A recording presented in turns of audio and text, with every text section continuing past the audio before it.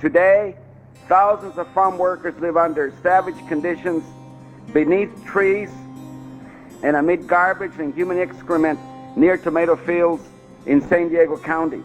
Tomato fields which use the most modern farm technology. Vicious rats gnaw at them as they sleep. They walk miles to buy food at inflated prices, and they carry in water from irrigation ditches.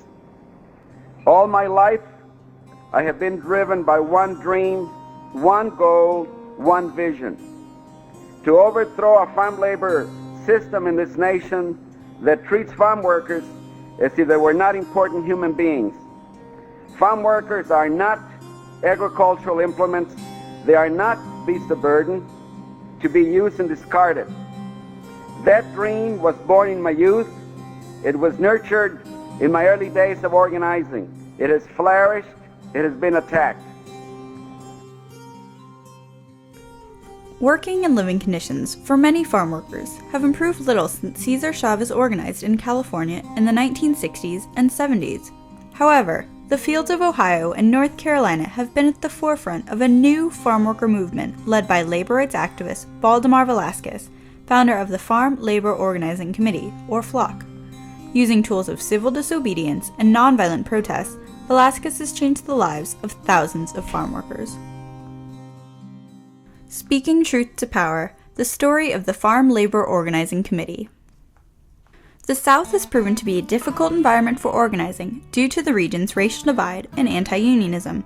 Yet one of the most successful farm worker organizing efforts was the interracial Southern Tenant Farmers Union, or STFU, founded in the 1930s by Arkansas socialists Henry Leland Mitchell and Clay East. The STFU was made up of non-landowning farmers and sharecroppers who were being evicted because of policies enacted by FDR's New Deal. By paying landowners and growers to take farmland out of production, thousands of tenant farmers were evicted and turned into wage laborers. To this day, there remain African American migrant workers who follow the demand for their labor. Despite the support that the STFU received from Eleanor Roosevelt and other prominent liberals, the displacement of tenant farm workers continued, and the organization faded after World War II. Nonetheless, the STFU was influential in organizing in the South. It pioneered the use of civil disobedience and nonviolent protests such as lawsuits, public demonstrations, and long-distance marches, while engaging sympathetic whites in the organization's cause. These techniques were later used by Baldemar Velasquez and the organization he founded. As a child of farm workers, Velasquez grew up poor, but the roots of his activism were sown in the student and civil rights movements of the 1960s. In the Midwest and South, Martin Luther King of the Southern Christian Leadership Conference, or SCLC, and the work of the Congress of Racial Equality, or CORE, provided critical inspiration and advice to the young activist. Velasquez was working for CORE in Cleveland in the 60s when an organizer there suggested a new direction for his activism. This Mr. Burton, whom I was living with, stops me in the conversation. He says, "Good Lord, son, why aren't you doing something for your own people?" When I was starting to organize the migrant workers in Northwest Ohio, of course I was researching everything I could on agricultural workers and farm workers and the laws and things like that. And you began to read back to the early years of the Wobblies, back at the turn of the century, organizing agricultural workers, and Ernesto Galarza and all the pioneers of early organizing among Latino workers in the West Coast. It was at an SCLC conference in Atlanta that Velasquez got life-changing advice from Martin Luther King. And he said one thing that stuck with me ever since. It's been one of the cornerstone pieces of thinking and any strategy that we consider against any powerful opponent. And he said, when you impede the rich man's ability to make money, anything is negotiable. I'll never forget that. Given the power of unified growers associations in the South, the isolation of farm workers living in labor camps, and the lack of government protections for these workers, the story of FLOC's initial victory against the Campbell Company seems both improbable and a triumph of social and economic justice. In 1978, Velasquez and FLOC first organized a strike of tomato pickers who worked for the farms. And all of a sudden there was a movement being born, and it became more than just a labor movement. became a struggle for dignity and civil rights and respect for an entire group of people.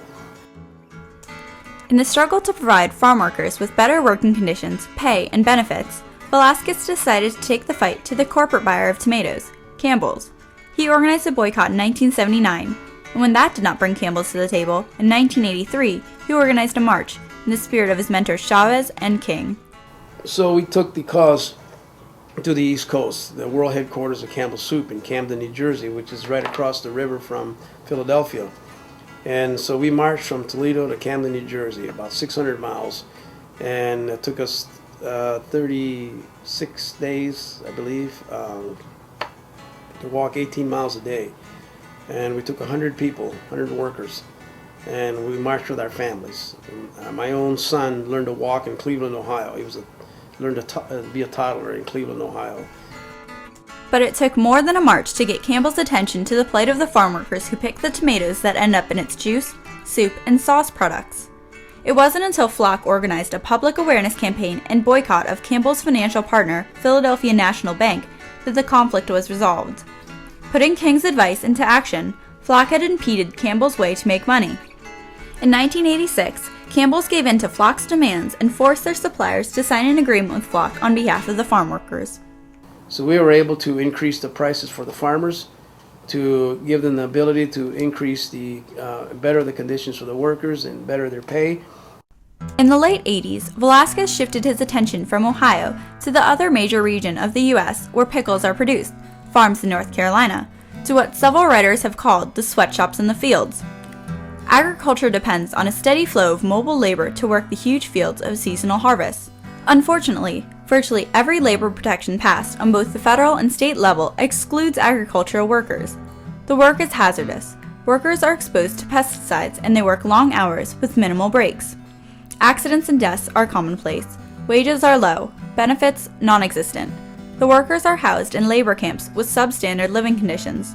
The workers, most of whom come from Mexico, are not easily organized, yet are powerless to change their situation. Nonetheless, Baldemar Velasquez was determined to change things for farm workers in North Carolina. Velasquez took what he had learned from the struggle with Campbell's and brought it to the fields of North Carolina, where thousands of workers pick the cucumbers that become the pickles in our stores. In 1998, he organized a boycott of the Mount Olive products. Just as with Campbell's, the Mount Olive Company refused to negotiate.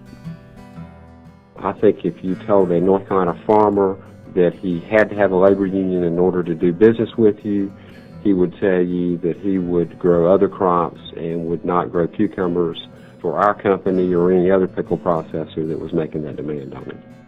We believe that we've been wrongly targeted. We were selected because we've got a well-known name in the state of North Carolina and because we resisted FLOC's demands to assist in unionizing the farm workers. The boycott ended in 2004 when the North Carolina Growers Association reached an agreement allowing as many as 8,000 workers on more than 1,000 farms to form a union without employer interference. Under the agreement, workers received at least one half-day of rest per week, a full day's pay when a worker is injured, a grievance procedure, and other rights. Mount Olive also signed the pact and agreed to pay the growers more for their crops. Velasquez and FLOC had won another victory in the battle for worker rights. Like Cesar Chavez and the United Farm Workers Union, Baldemar Velasquez and his organization FLOC triumphed in their efforts to increase labor protections for farm workers, but the struggle was about more than wages and working conditions.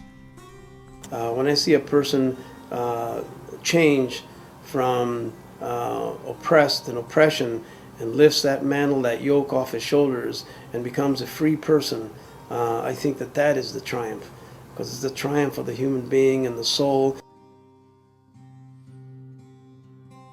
I believe you should never forget where you come from, especially if you come from people who know the honor of work. Every time I go to the supermarket, when I select my grapes, my tomatoes, my peaches, I think of the calloused, dark, rough hands that brought them from the field and the orchard to my table. I know these hands well. They are my mother's and my father's hands, humbled and grateful for having work.